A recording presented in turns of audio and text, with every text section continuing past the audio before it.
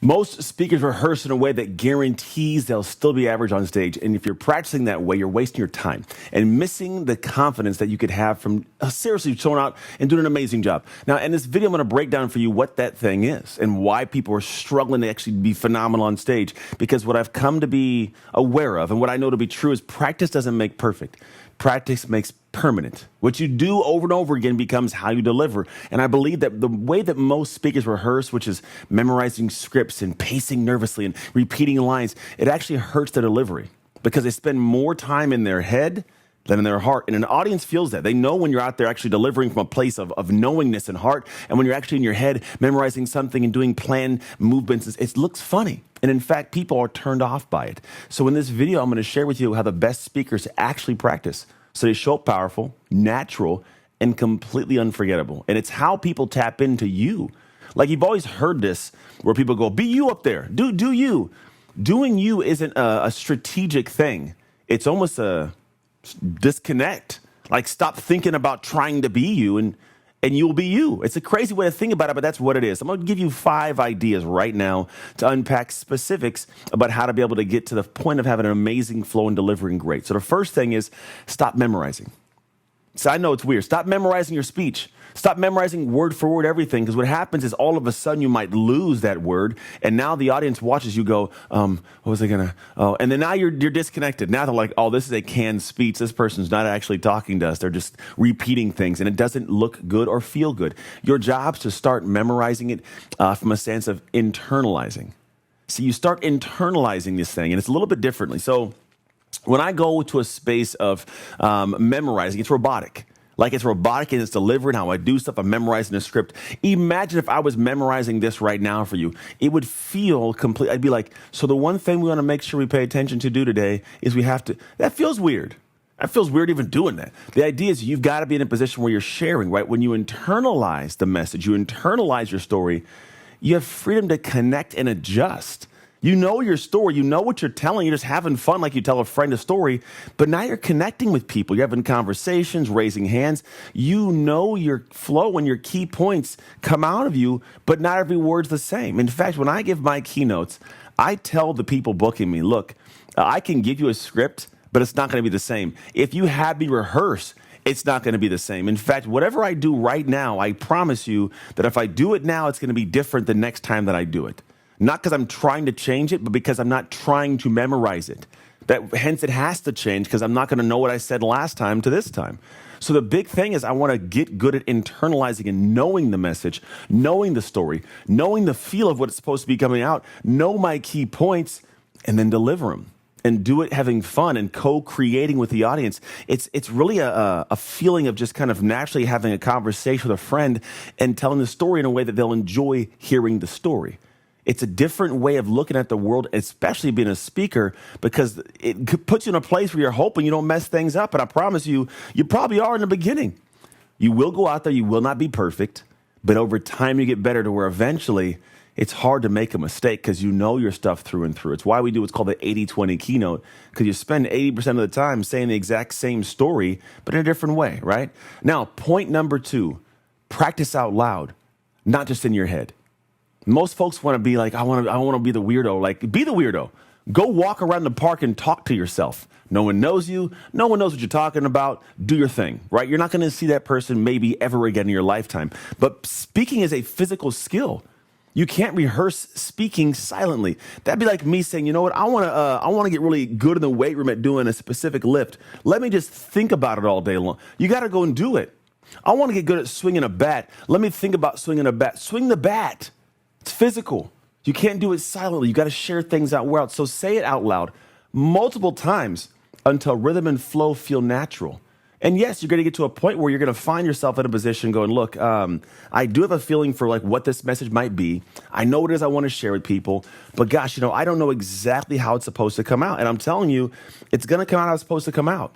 And it may not be perfect, and nobody's expecting every time the delivery to be perfect. But what they are expecting is you to be able to share something that you have a knowledge base around. And when you have this thing where you've practiced it out loud, you're going to find yourself having a vastly different connection to it because you've actually dialed it in and you know your rhythm and your flow. And then you can record and review your delivery for pacing and clarity later. Like if you're questioning whether or not it's going to show up positively or it's going to work well, like you can easily later on go into a situation where you go, let me go ahead and put it out loud and do my thing. And then I'm going to record this to see how I deliver it so you can get a feel for delivery. That's really what it turns into, is practicing. So saying it out loud, going through it, getting a feel for it, knowing what you should say and shouldn't say, and then watch yourself and review how you deliver it. And then later on, spend some time doing things differently. Now, point 3, simulate the stage environment. You want to, in your head, think about being up there and having people in front of you. It's not just about talking to yourself to memorize the words. You are talking to an audience at all times. Picture it in your head. When I used to play professional football, the coach would tell me, and even in college, he says, your first rep should never be on the field.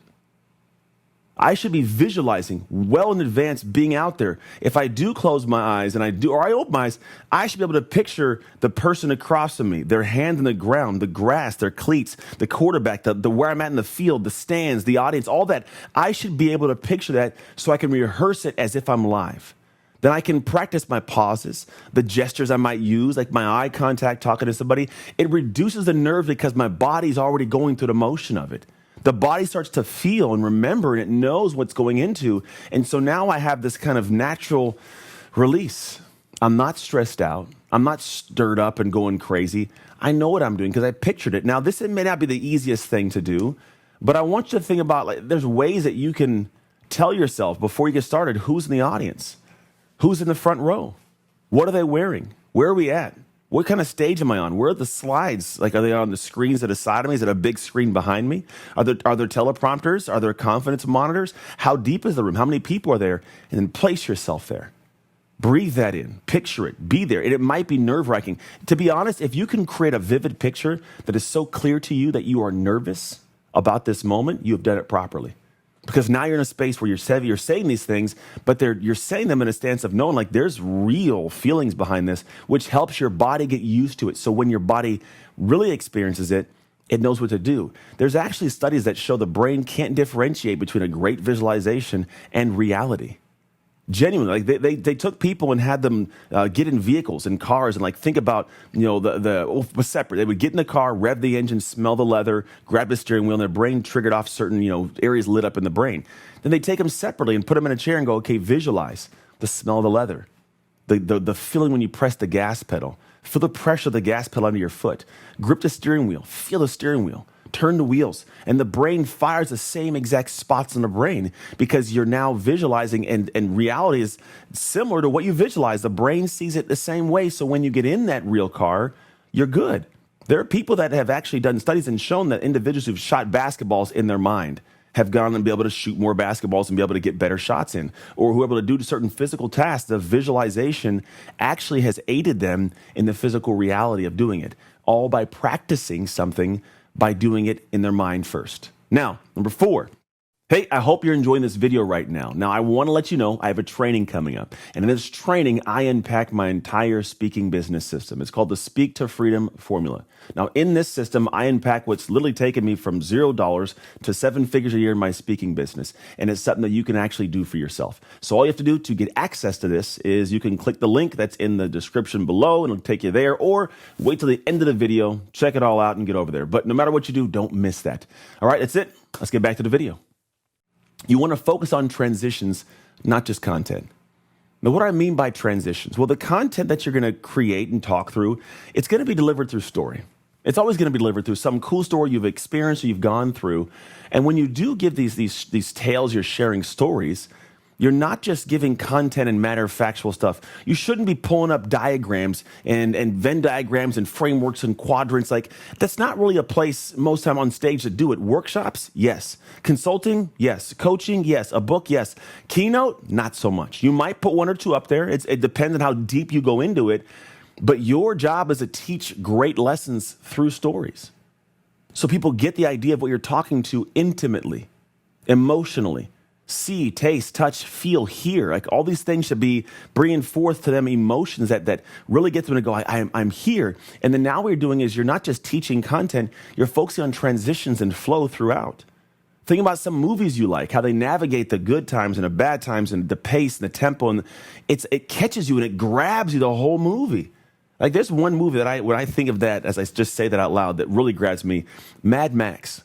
If you ever watch the Mad Max series, like the most recent one, I think it might be Fury Road or something like that, the movie starts off with him pretty much stomping on a lizard, and then it is go, go, go for the next like 2 straight hours. Like it doesn't slow down. Your heart rate is up the entire time. The transitions are beautiful. It's still a good movie. It's got a great storyline and structure and actors. Everything's there, but the tempo and the pace is going, and it keeps you attached to it. Just you can't turn your eyes away.